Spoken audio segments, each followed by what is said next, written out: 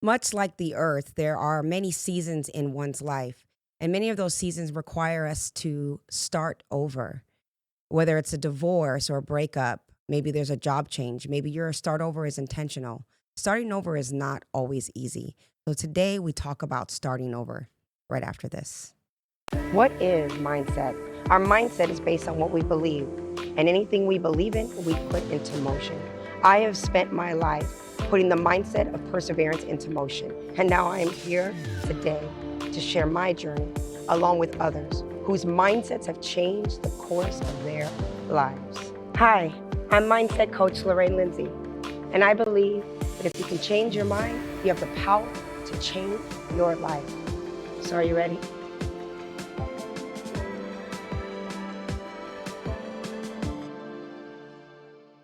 Welcome back to another episode of The Mindsetters, where we believe that if you can change your mind, you have the power to change your life. I am your host, Coach Lorraine Lindsey, a certified peak performance and life coach.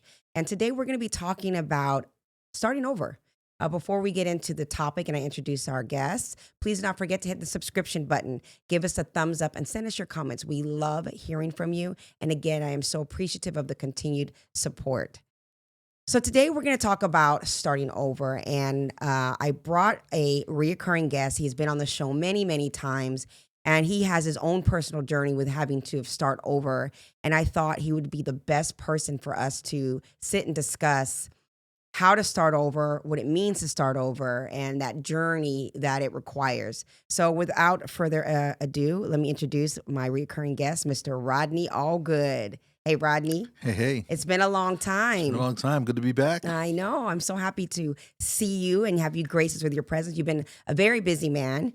You are on many stages, motivating all walks of life. And I love that you speak a lot to the youth. Do you want to talk a little bit about what you've been up to lately before we get into the show? Yeah, I've been doing a lot of coaching recently. I grew up in a high control religion, and it's a religion that when you leave, family kind of cuts you off, and all the friends you've had your whole life cut you off. And I got a group of about 10,000 people from around the world that I mentor in a Facebook group, and that's been keeping me busy, creating courses and coaching these people to start over again. So that's why it's a good Right. topic, because Absolutely. that's what I spend my time doing, is teaching these people how to rebuild their life after basically losing everything. Mm. And this is why, I was thinking when I was thinking about topics today, um, and the thing is starting over, it came to me and I said, you know what, not only is this relevant, because if you've lived long enough, you will have some point had to start over at something. And it's something that we don't really talk about quite often. And I thought about my life and times in my life when I've actually had to start over. And there were three things that came to my mind. There was one start over in my life that was a forced start over, and that was when I went through a divorce. It was me having to start over without really being prepared to or really even wanting to. And that was a difficult phase to be in because the start over, um, again, it was forced, and I really felt lost. The other time that I had to start over was kind of a natural start over, which was me with my son. And that natural progression as he gets older and he becomes an adult and has his own life, that whole empty nesting thing, and really trying to figure out who am I and what's my identity outside of being this mother and this caretaker, because it no longer served the purpose in the same way. And the third start over I thought about for my life was literally burning the boats in my corporate world, being really attached to that and being dependent on that, and finally saying it's time to start over, meaning start my own career, go full tilt with my entrepreneurial dreams and starting over there. So I kind of want to tap into some of these different start overs and hopefully give people out there some really good nuggets for their lives, regardless of what it is currently in their life that they need to start over with. So why don't you share? Those are my three Mm. major start overs in my life so far. Do you have any that kind of come to mind for you?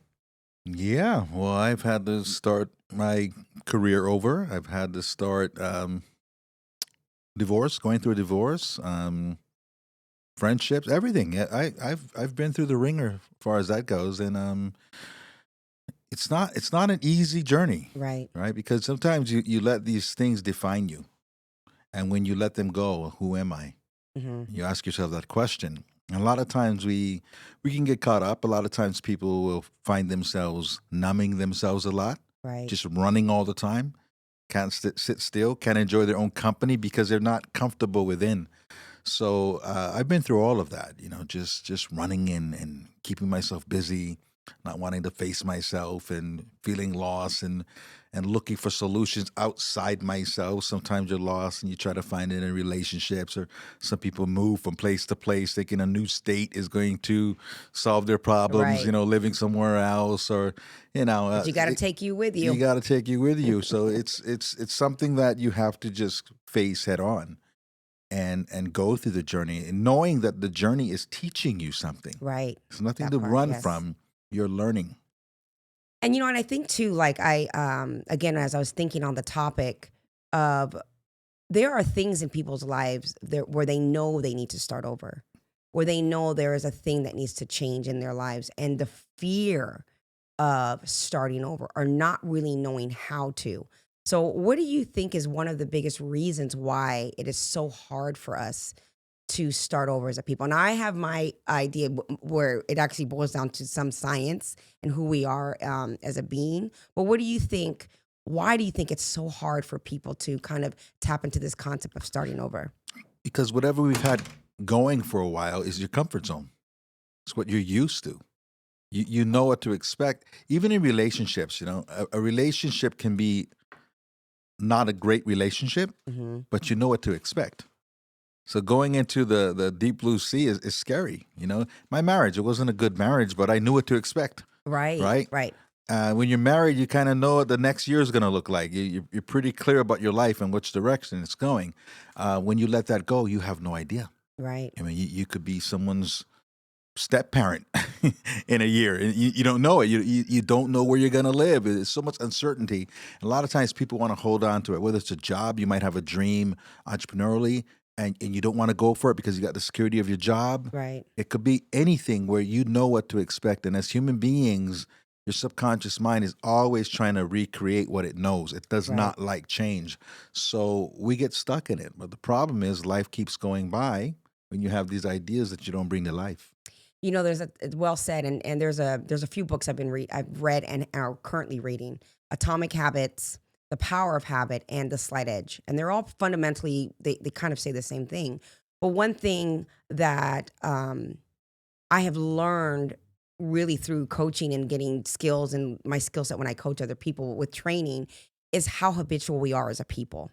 It is we literally create daily habits and routines that become part of our identity construct to the point where we don't even think about it. It becomes just these subconscious cues. And what I realize is that whenever you are starting something over, you're breaking a pattern. You're interrupting a pattern that your brain is wired for. And whenever we're interrupting a pattern, there is this feeling of, uh, it's almost like, trying to think of a best way to, like the computer software. It's like your computer's crashing, Hmm. right? And you're like, how do I, what do I do next? What software do I need? How do I download? How do I get back what I need? And I thought about that even with me and my previous relationship when I was married. And to your point exactly, I knew I needed to start over. But even in the toxicity of that relationship, it was just a predictable habit. And there was a sense of certainty, even with the chaos. And I got really subconsciously attached to that starting over was really daunting and scary for me. But I knew that it was something it was necessary because I was miserable. I was very unhappy. Yeah, I was married 18 years. So That's a lot of that's a lot patterns of and patterns, right? habits So creations. Yeah. even through the unhappiness, I knew how to navigate it, how to twist and bend and duck and jump, and you learn how to do it, and you Right. do it without thought. So what happens is eventually you start to feel so unfulfilled that even that starts to weigh on you, but you get used to it. Right. You get used to the madness. And the funny thing is, you only realize how crazy it was when you get further away from it. Like me Hmm. thinking back now, I couldn't last a week That's so doing that, true, right? right? But I did 18 years. It's so funny you say that because I've joked about this all the time, and I mean it because I have no hardships or no bitterness towards my ex by no means. I am so I've let that go a long time ago and actually wish him all the best. And I'm actually, it's just I'm in a good space with that story. But the funny thing is, you're exactly right. I was so into the habit, and not just myself, but we as an item, we created patterns to the point where even the nonsense became predictable after a while. Like the triggers were familiar, when they were triggered, when we would have the biggest fights. To the time, like when I sat down, you know what else? You know what else is really funny is I started paying attention to my patterns in dating, and when I needed to start over, I literally was like, okay, I go with this type first. He was always short and stocky and always a problem child for me. We had a tumultuous relationship. I'd break up with that guy. It was always the same guy, just different name. Then I would go, my pattern was, then I would go to the safe guy, and he usually wasn't my type. He was always much taller and just wasn't typically my aesthetic type. Then when the safe guy was over, I would go back to the short guy. It was literally like this pattern. And so even in my starting over, I was always starting over with the same type of people with just different names. And it wasn't until I realized that, like, I was like, all right, Mhm. we gotta shake this up a little bit. Right. I can't be that predictable in my Right. life. Anyways, as a sidebar. All right, so starting over. I looked up. I've been reading a couple different articles, and I will reference the articles because I actually think they're really good. But I really want to give people some tangibles, some really good tools, if you will. And I have 7 different steps of how you can actually manage starting over, because it isn't easy to start over, especially when it's a forced start over. And even for me with burning the boats, right? I had made a plan. I was provisional. I was like, okay, I want to quit this job. I became very clear as to why I did all my work. Then I prepared myself. So I made sure there was a nice nest egg, and I made the right investment so I could give myself the time I needed to build my own business. The thing that I didn't prepare myself for was what it was really going to emotionally and mentally feel like to actually start over. So when I first quit the job and said, woo, I felt like the chains had come off and I felt liberated, and I was just like happy as could be until the dust settled. And when the dust settled and the reality was, shit, I don't have a job anymore. There's not this normal check that's coming in every couple of weeks. And I have this nest egg and I need to do something with it, or I'm going to see that go without any replenishment. And when that really settled in my mind, I said I did all this preparation, but I didn't prepare myself on what it was like to actually have to start over. I didn't have a game plan for it. I was so busy with just quitting. And so this is why, again, that I really wanted to be like, let's talk about this. So the first thing that I have is to start with reflection. And I'm gonna read this a little bit from this article. And again, I'll reference the article at the end of the show. It's before you can make any changes, you have to understand where you're starting from. Personally, I know from experience it can be difficult to sit with your thoughts. It's easy to let your mind wander. Plus, as their coach tells them, our brains are really good at putting up defenses. So what do you have to say about reflection and why that's important when we are starting over in our lives? Because a lot of people are trying to figure out where they're going before they realize where they're starting from. Hmm. So life has its own GPS system. And your GPS system doesn't figure out where you're going first. It figure out where you are first, because it can't get you to your destination. And for a lot of us, we never take the time to self-reflect. We don't go inward. We don't really find our center point, right? We're just trying to find that North Star without knowing where we are at all. Right. And it's very important to kind of settle with yourself. Again, if you're coming out of something that defined you, you're married for a long time, well, part of your identity is being somebody's husband. Right. If you had a job for a long time, you identify yourself with your trade or whatever you did. And now you may not have that. So, okay, who are you without that? Right. And you've got to really settle with yourself, because once you know where you're starting from, now you can visualize where you're going. And now you can start living with intention instead of living with randomness or in Absolutely. reaction to things. You can create it.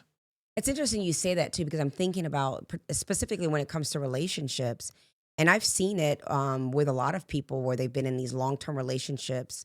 and the relationship ends for whatever reason, and having to start over, and in some regards being ready to start over. But like you said, not having the time with self to reflect on who you were in that relationship, what your participation was, and to really get clarity of who you want to be with yourself as it stands today. And you're right, a lot of people will just jump into other things, and then they find themselves kind of spiraling, or they find themselves lost because they just they don't know what to do. I have a really good friend of mine who was married for 20 years, and unfortunately he had lost his wife to cancer. And it's been a while since she has passed, and he's finally decided to say, I'm ready to kind of start over. And what he's realizing in this journey now is that the last time I actually dated, I was in my 20s. So the only reference point I have is being a man in my 20s, and I'm trying to figure out how to date at 20 years later in my 40s when I only know how to date in a 20, and he's finding the struggle with that, and really having to sit down like we're talking about, and really reflect on who he was then and who he was during the course of his marriage and who he is today, so he can really find a definition outside of the role of a husband and a father. And it's not always easy to sit in that, but I think it is imperative that when we know that we're starting over, that reflection, that looking back, and not to stay in it and wallow in it. You don't want to be in a reflective state as feeling sorry or sad, but look at it as a way of teaching tools of saying, okay, these are the things that were great. These are the things that don't serve me any longer. And who do I want to be in whatever this thing is that I'm starting over with? Um, the second thing is to examine your value system. And again, I'm going to read a little bit from the article. It says, this is a big one. It's likely that your values have shifted over time. If you're changing and evolving as a human and your responsibilities or circumstances have changed, your values often do too. It isn't that you have a wholesale change in all of your values, but the relative importance often changes, and some do get left behind in favor of different values that reflect your current age, stage, and circumstances. So, why do you feel that when we're starting over, examining that value system is an important key to that? It's a good question. And it's something that I went through.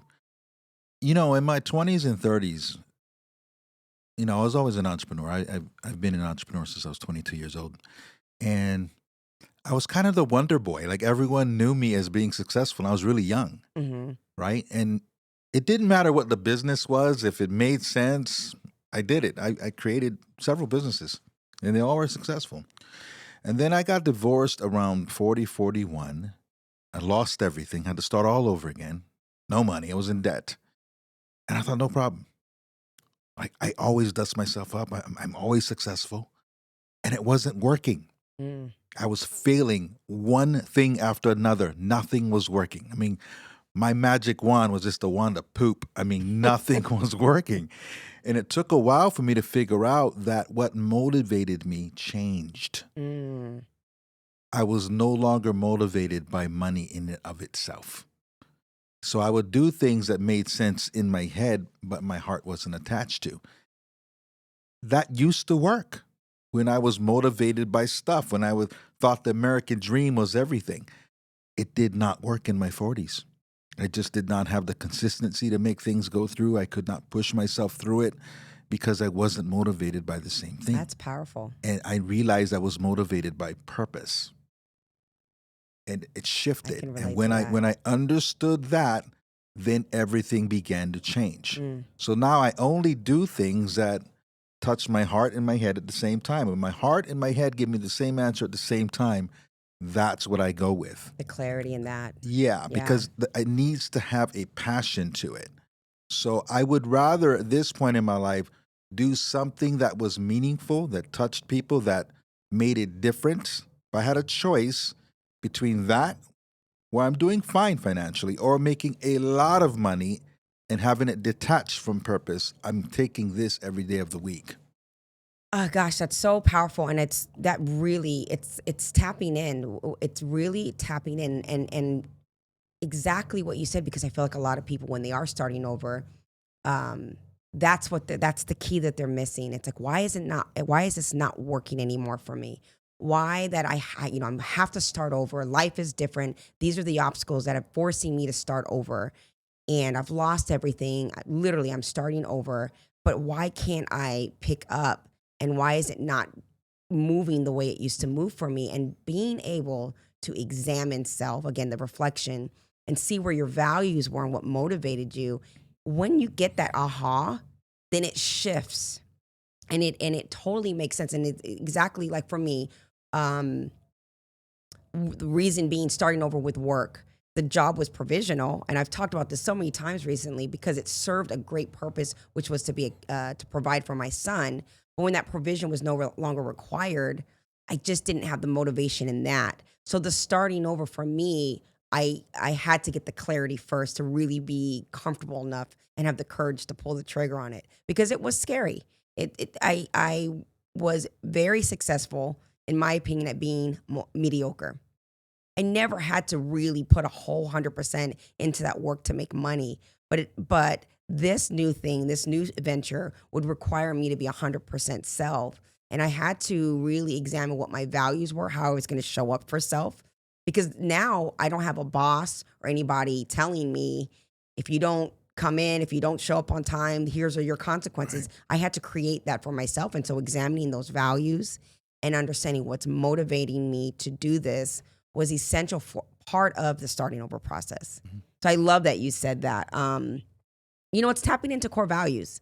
One of the things that I love to emphasize with people is to say, what are your core values as it stands today? What is important to you, and how are you in alignment with that? Because a lot of times when we are starting over, our core values were related to something else. And so, again, examining those values and saying, what is different now, and how do I want to align those values up presently so I can stay in alignment with it? Because once you get out of alignment, that's when you start to feel really disturbed, right? You were going to say something? No, you're right. I mean, it's all about alignment, and it's different for different people. Some people that calling within them is very loud. Hmm. Some people not so much, right? But when you have a calling that's just screaming at you that you have to do this thing, and I know you had it for a long time because we Hmm. talk about it. You got to listen to it. You got to find a way to bring that out. In life, you never regret all the stupid things you did. At the end of your life, people don't dwell on that. Everybody's done stupid things. People regret the things they did not do. Right. And I always think about that. And I think what happens is in your 40s, you start to realize that this ride ain't forever. That's so true. Right? You start watching, people pass on or your friends' parents pass on, and you're like, wow, this is going really, really quickly. I better do my thing. And I think that really hits you in your 40s where you're just like, no, this is not forever. In your 20s, you think it is. you know, you think you'll be young forever, but time does move on. And I think Yeah. it becomes imperative that um, we also get used to change. And sometimes to change on purpose, not because we're Right. forced to. When we outgrow something, realize you outgrew it, and learn to let things go. Get comfortable with being uncomfortable, and that's something I've taught myself to do. I'm comfortable with being uncomfortable. You have to be. It's a necessary evil.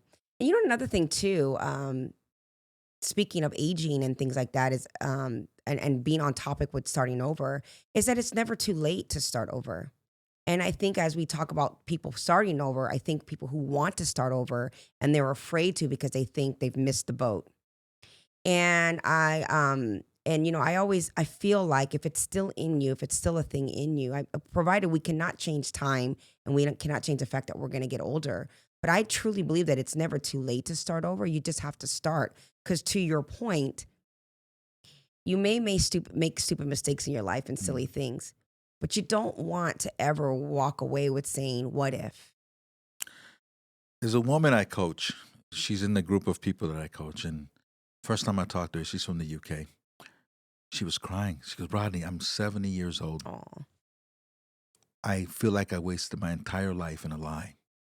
And she was so despondent because she was 70 years old when she kind of woke up to her new truth. And I coached her and I watched her become a children's book author. wow. and she's got 3 books now in the bookstores. And she's so proud of herself. I mean, she's probably 75 now, but she's so proud of herself. And Right.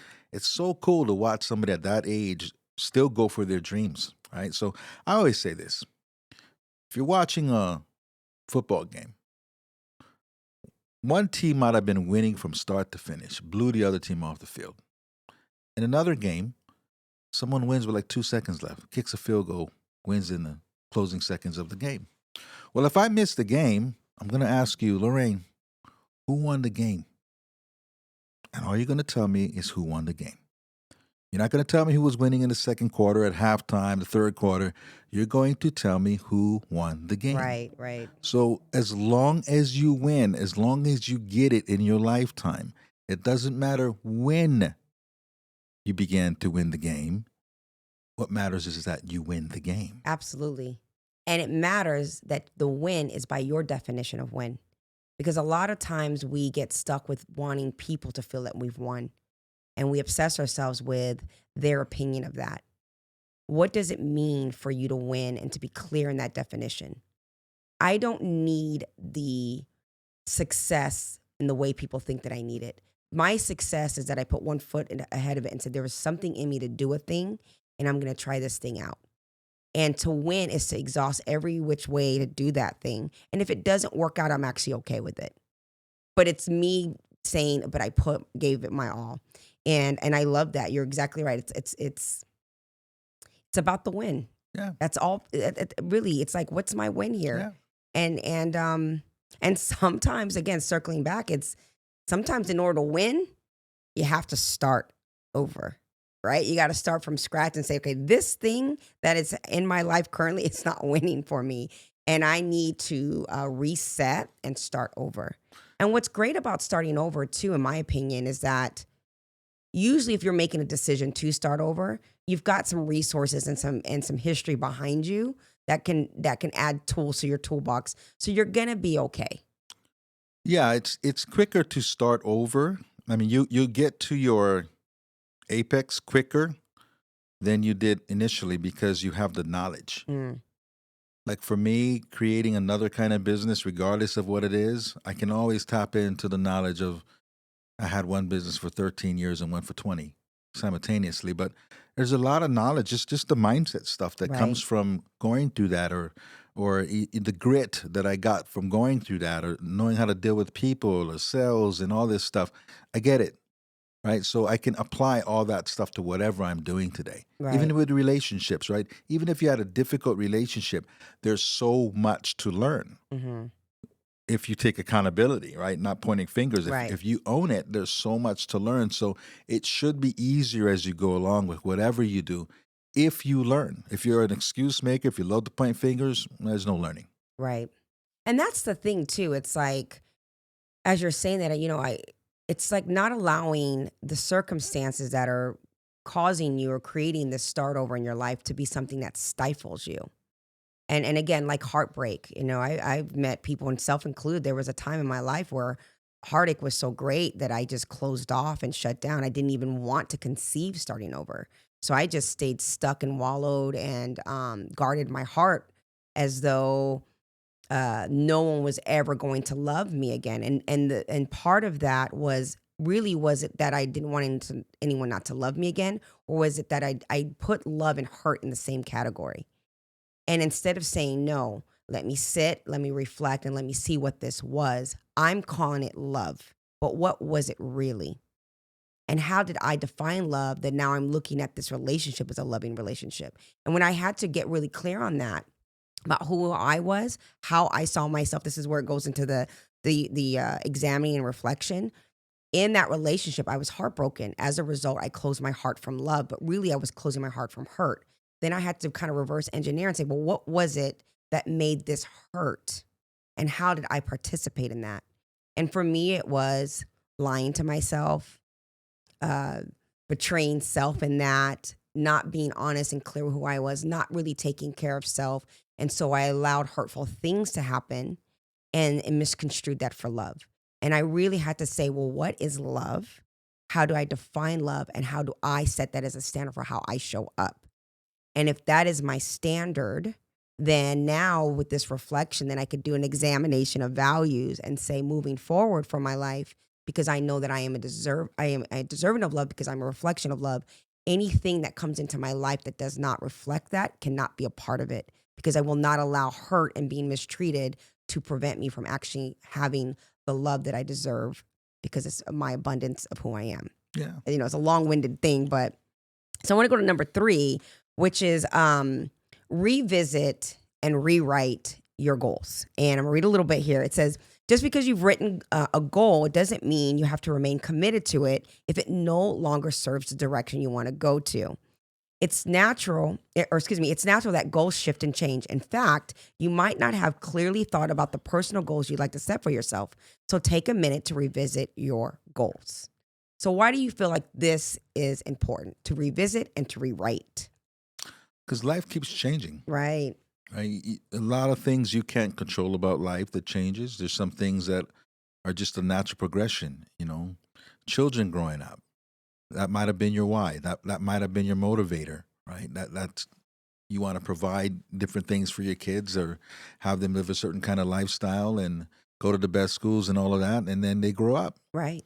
and your why is not there anymore, and you're just kind of empty, right? I've spoken at a lot of real estate offices, and these are a lot of women, on their sales day will go in, and I ask that question: "What's your current why?" And I just see the expression on a lot of the ladies' faces. A lot of them are like 50 years old, and the kids are grown, and you already live in the house that you dreamt of, and you've already taken the trips that you've taken, and taken your family here and there, and done all these things. Right. Okay, now what? What motivates you now? And you've got to check back in, because people rarely are looking at making the world a better place at 25 years old, Mm-hmm. or looking where they can donate their time. And as you get older, you might look at stuff like that might mean something to you. Creating some kind of a charity organization or nonprofit might appeal to you later in life, where it didn't appeal earlier on. So your lenses change. You see Right. the world differently, and as you see the world differently, your goals change, and what you want changes, and how you want to contribute to society. All of that changes. So you always have to see where you currently are. It's so true. And I think people do not realize, especially when you've been in a thing, whether it's a job, whether it's the role of a parent, whether it's a relationship, you sometimes while you're in it, you actually don't see your own growth as time has evolved. And to be able to sit and really revisit those goals that you had for your life.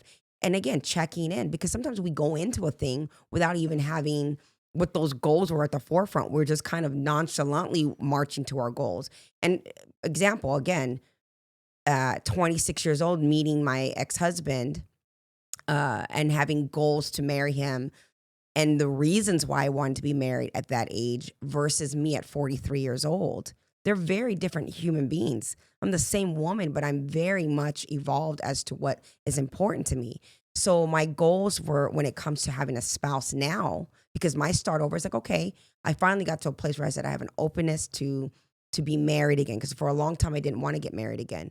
But now it's like, well, but why do I want to get married this time?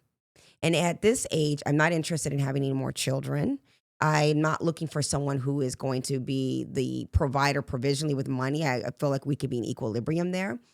And I don't have those wants, those needs, those desires in the same way. What I just want is my ride or die. I just want my buddy, my best friend, someone who's gonna support me as I build my empire, or whatever you want to call it. And I really just want the homie to travel with me, And it's much more simple. So when I think about it, it gives me when I take that pause to really reflect and see who I am, it actually gives me a little bit more something to be excited about starting over. Because it's like, oh, I get to choose different things based on what my values are today and based on what my goals are for my life. And so, okay, I'm starting over. But by the way, the things that I was choosing before, I actually don't really even want anymore. Like we've said, if you met your ex-wife and you guys were both available single people, you probably wouldn't be interested in her, because who you are as a person is different than who you were when you met her, maybe, right? And the same thing goes for me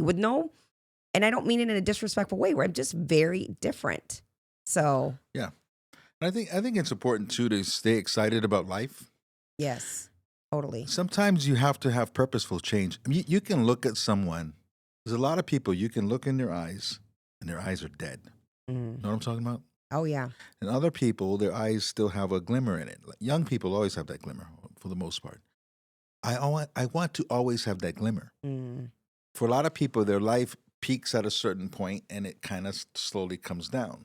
And they stop dreaming. They stop wanting to attain things. Maybe they have a decent life and just kind of ride that out. I want to always be excited about I life. love that. Yeah.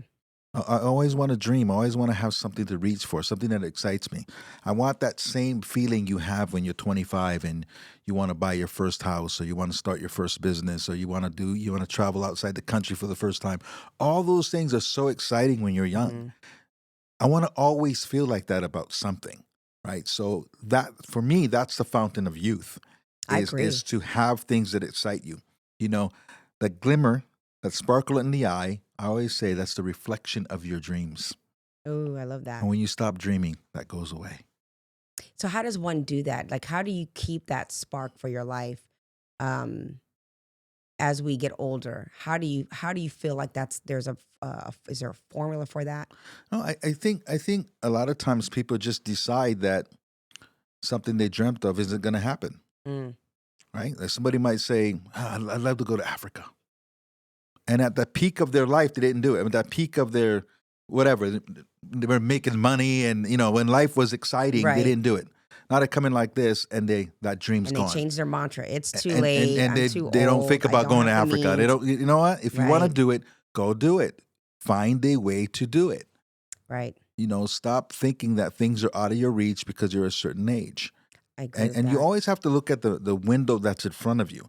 A lot of times when people get to be a certain age, they're constantly complaining about the windows that are closed, what they missed, not recognizing what's in front of them right now. So even if you didn't do something on a certain level, the way you wanted to do it, how can you do it now? Right. How can you recreate it? Yeah, Right. in the way that matches. You might be in your 70s and maybe you missed something, but what can you do now at this age that feels good? And that's the thing too. And it's funny you say that because like I have a person that I've coached recently, and they had a big career opportunity in their life when they were younger. Really big, big opportunity. And they messed up. They got into a lot of trouble. And it took that opportunity from them. And they are now stuck in this regret zone.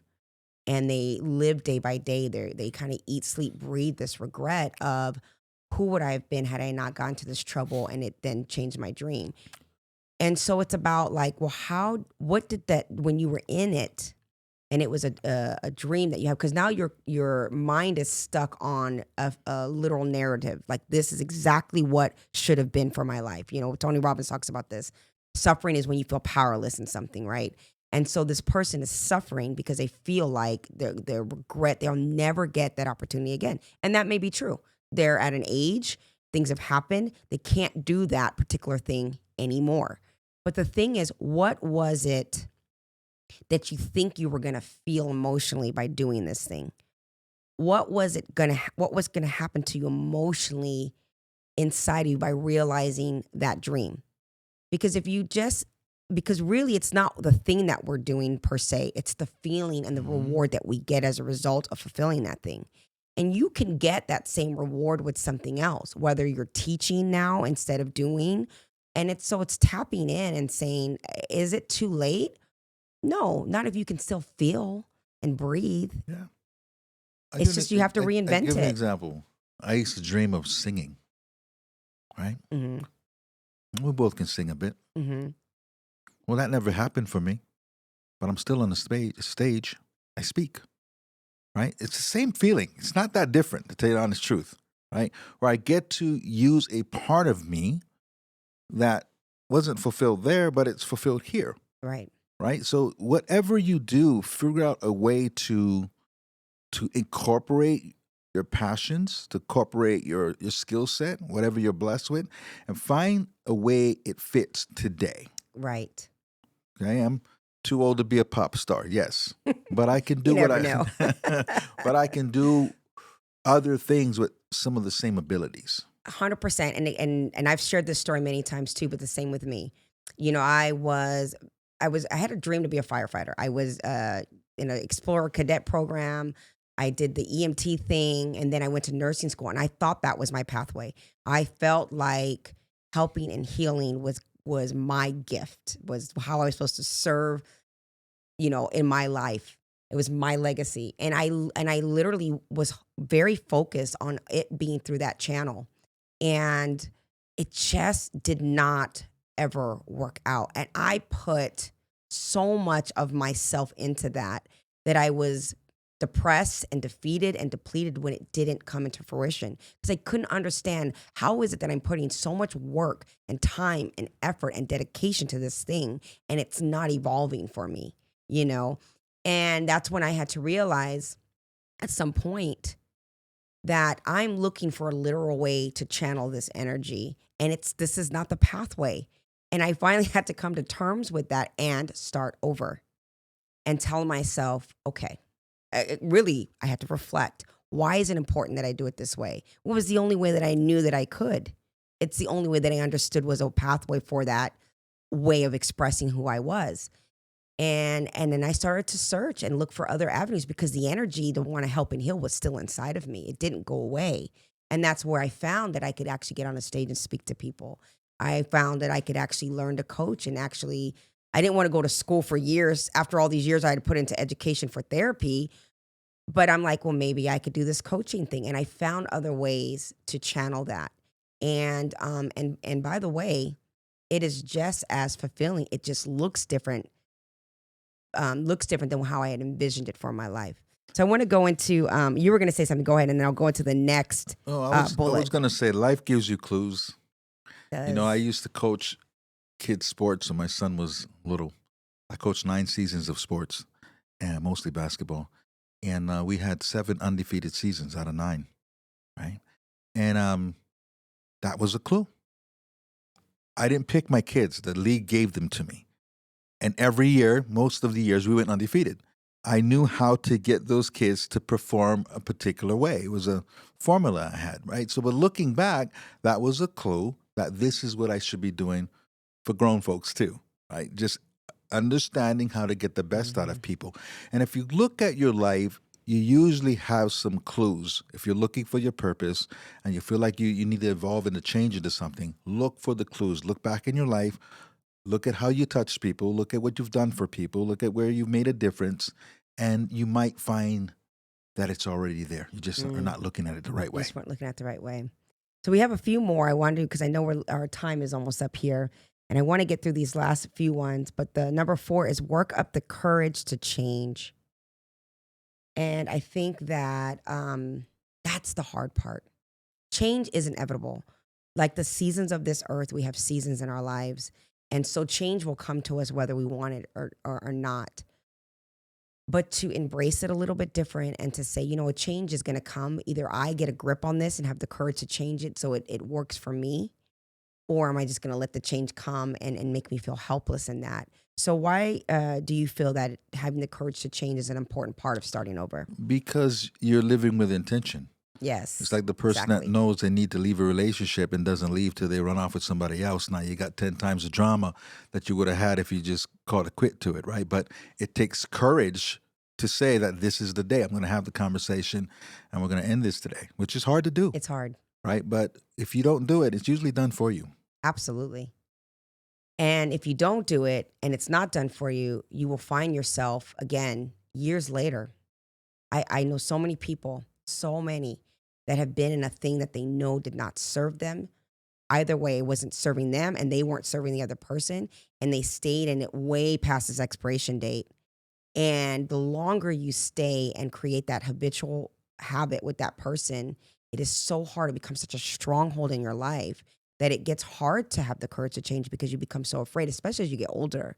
And so having that courage is also saying, I deserve more, and so does this person, and I am choosing me, and making that a real strength in your life for yourself, And that I don't have to justify it to anybody. to anyone. Yeah, that's big. That part, yes. Okay, the next one would be make your next move. When starting over, it's say, okay, I have the courage to change, and now it's time for me to make that move. And I reference Tony Robbins a lot, but he talks about that window and just going through it when it's there, it's time for you to take massive action. And the greatest sin is the sin of indecision. When you are pondering a choice that you need to make for your life, you will stay in this really bad emotional space because you go back and forth, back and forth.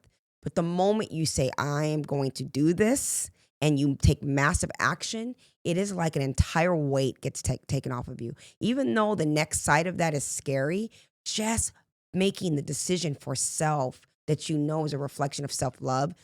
When I quit my job, I talked about quitting that job for years before I had the courage to make that move. But when I finally did it, it was like a weight that had came off of me because I didn't always believe that I could. And when I finally had the courage in myself to say, I believe that you can do this, and by the way, Lorraine, you're going to be okay. You got this. And I made that decision to make the move.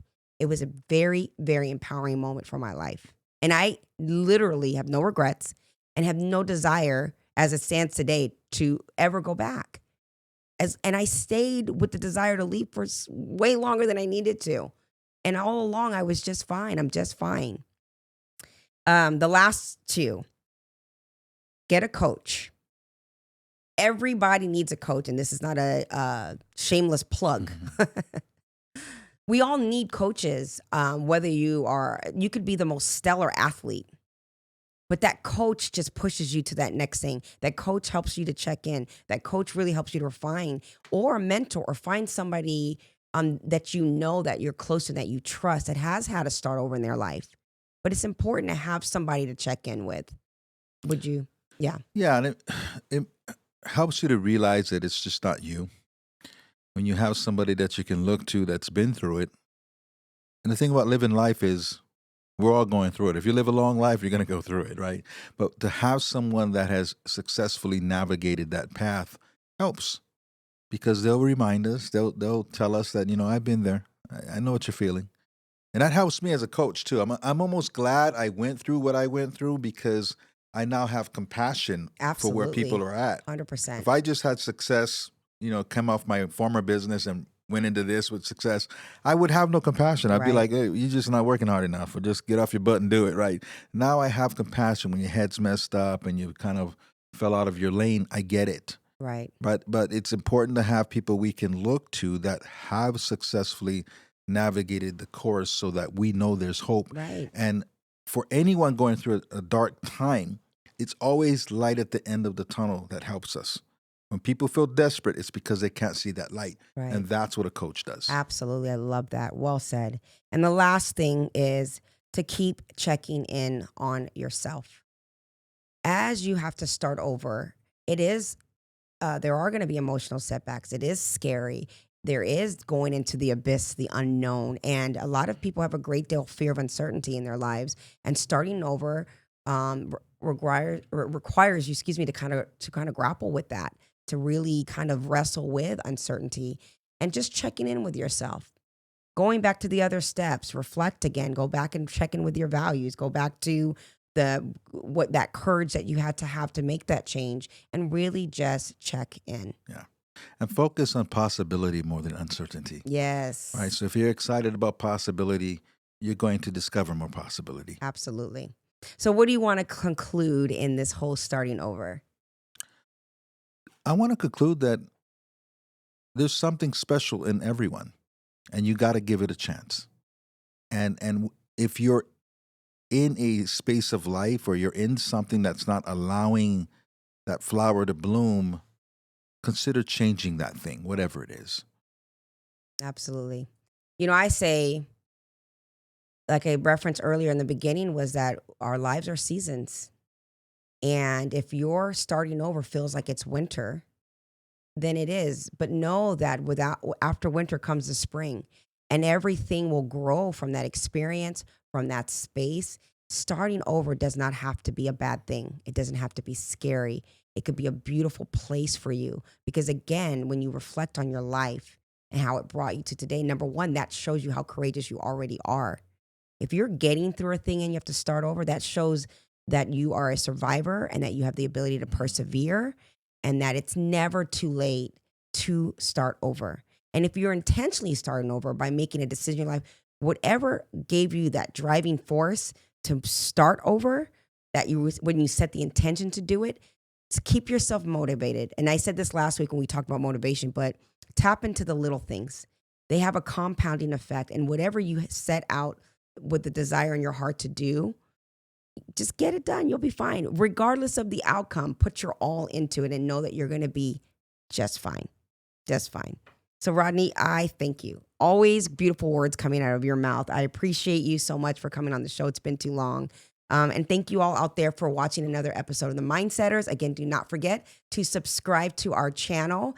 And until next time, ciao.